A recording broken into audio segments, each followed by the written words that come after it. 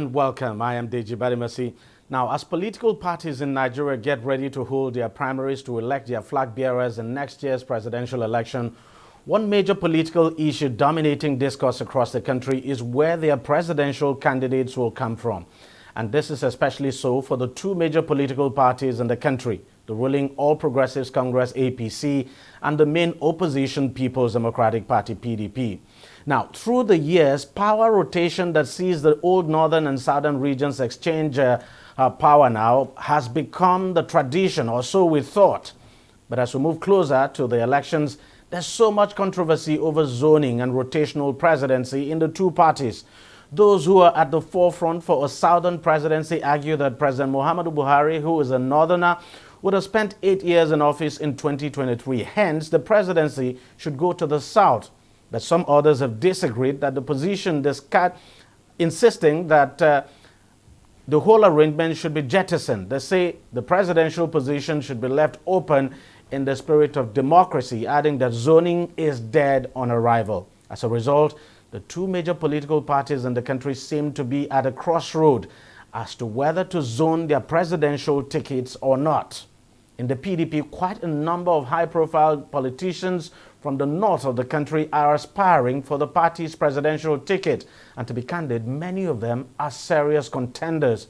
In principle, they are not opposed to zoning, but they argue that the party has to choose between winning the next election and upholding some gentleman's agreement. In the ruling APC, the situation is not really different. Before now, the general assumption is that the party's ticket will automatically go to the south. But in recent weeks, the party's leadership has been equivocal over the issue. National chairman of the party, Abdullahi Adamu, has categorically said that the party is yet to take any position on zoning. And of course, we have seen a number of northern politicians indicate interest to run on the platform of the party lately. So with their primaries just weeks away, the two major political parties have now thrown their presidential ticket open for anybody from any zone to contest the presidency. The question now is, why is this particular election different? Why is it difficult for the parties to zone their presidential tickets? Joining me on the program now to discuss this further is Dr. Uche Igu, who is a political affairs analyst. Doc, thank you very much for joining us on the program, and thank you very much for your time.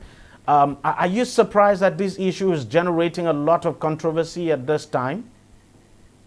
Yes, I'm very surprised that many Nigerians are surprised. The issue of zoning is about equity. And I think that after 8 years of presidency from the North, president from the North, I think the right thing to think about and consider is zoning the presidency to the southern part of the country.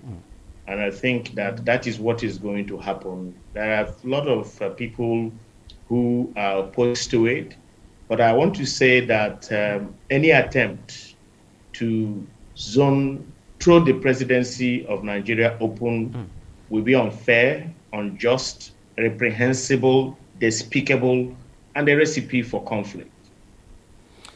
Now, let me ask you this. I mean, we've seen some people come up with this argument, especially in the PDP, that look, the whole issue of zoning is not binding on the PDP in the sense that the late President Yaradua, who ought to have done probably 8 years in office from the north, did only about 2 or 3 years in office, and then President Jonathan completed his term and went on to get re-elected. And that when you do the calculation, you do the mathematics from 1999 to date, that the South has been in power far more than the North. Does that argument hold water at all?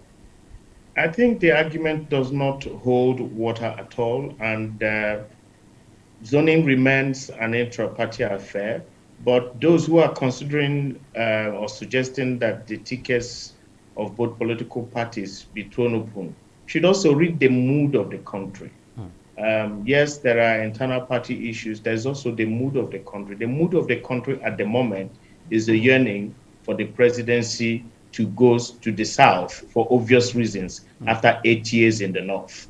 And I think that while the People's Democratic Party is at liberty to do what they think is politically expedient, it is also important that they understand the mood of the country, especially the pockets of conflict and insecurity, which has been exacerbated more or less by some of these contentious issues about fairness, equity, and marginalization. And I think that it will be not only unfair but insensitive to ignore those fault lines, that we have come to live with as a nation, just for the sake of winning election. Let's talk about the APC in particular. I mean, before now, we were all under the impression that, look, for the APC, the ticket would obviously go to the South. I mean, what part of the South is a different question altogether. But before now, that has been the general impression. But then, just recently, the chairman came out to say that the party has not discussed the issue of zoning at all.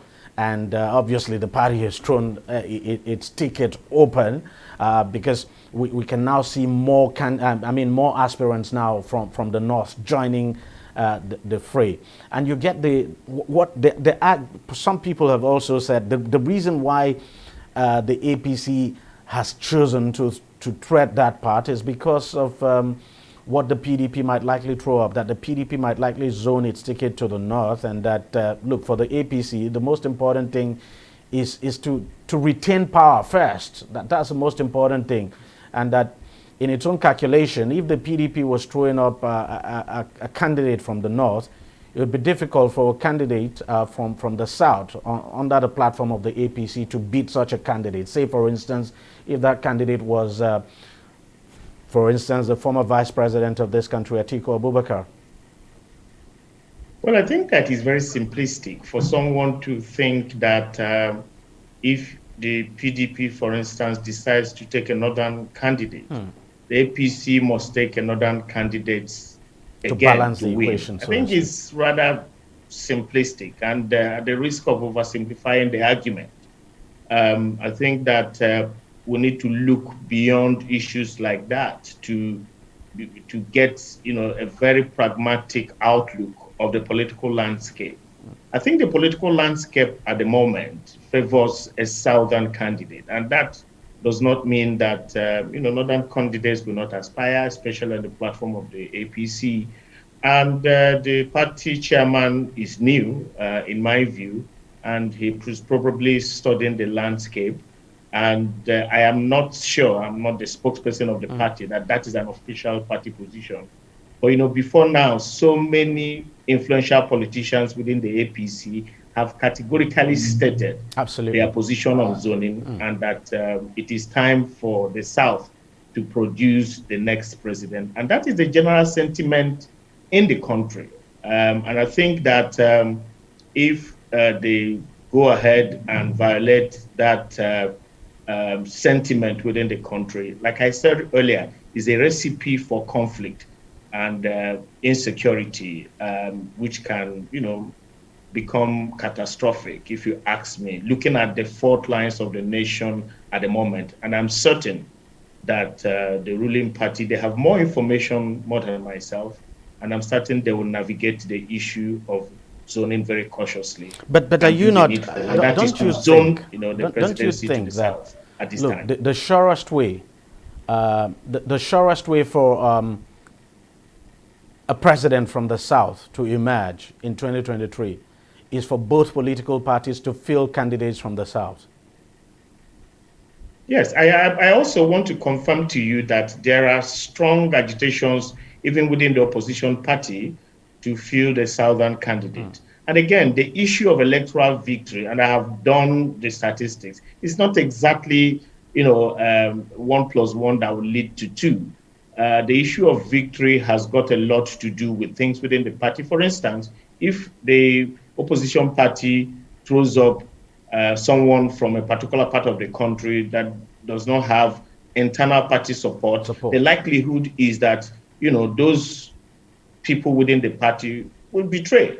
So is it better for them to, for instance, get a northern candidate for the sake of a northern candidate, only to be betrayed, by the strong pillars within the party, and for the person to lose election, or for them to look inwards, understand the sentiment across the country, the mood of the nation, and get somebody who will have both internal party support and external party support, because this is general elections, and it is not only PDP members that will vote or APC members that will vote. Obviously. We expect Nigerians to vote. And I want to tell you without equivocation that the mood across the country is for the presidency or the next president to come from the southern part of the country. Let me ask you a final question. Don't you think the best way to avoid all of this argument is to just put zoning in the Constitution, make it a constitutional issue, rather than this gentleman's agreement that we keep talking about? Because obviously, yes, I think that it's become obvious that is to put zoning in the Constitution. But that's for the future. We're talking about elections that's, the primaries that are a few weeks away. A few weeks away, yes. And the elections a couple of months away. So I think what is important, if you ask me, is to, for now, do the needful, look at the mood of the nation, and make sure that the issues of equity, the issues of marginalization, and the issues that have bothered us as a country is looked into, so that all parts of the country feel a sense of inclusion. And I can tell you that, for instance, even looking at zoning in the South, you know exactly that the Southwest, for instance, they have got presidency for 8 years. The current vice president is from the Southwest. Yes. The current speaker of the Federal House of Representatives is from the Southwest. So indeed, in the South, it is fair to begin to look at the Southeast or South-South at best, to produce the next president. All right. Dr. Uche Igu, thank you very much for joining us on the program, and thank you very much for your time. I appreciate it. Thanks a lot. Appreciate Cheers. it. All right, we'll take a short break, and we'll be right back to continue this discussion with another guest. Stay with us. Opinions are free, facts are sacred, but truth is universal. How, in practical terms, can we, for instance, de-escalate the tension? President must see himself as the president of the Federal Republic. We know where the enemy is. 3 places. The Lake Chad Basin, the border area between Nigeria and Cameroon, and then the Sambisa Forest. On DEJI360, we give you a complete dose of everything. Opinion, facts, and undiluted truth. I hardly believe what politicians say in this part of the world. A new Nigeria is possible, a future is possible. We delve into the issues, dissect it so that you can understand it, and use it to take action. I don't think there's any need for any governor to look for grant for ranching. DEJI360, dissecting the issues.